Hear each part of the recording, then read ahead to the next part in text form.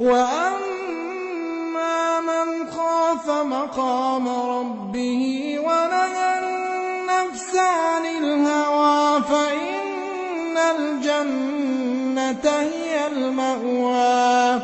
يَسْأَلُونَكَ عَنِ السَّاعَةِ أَيَّانَ مُرْسَاهَا فِيمَ أَنتَ مِن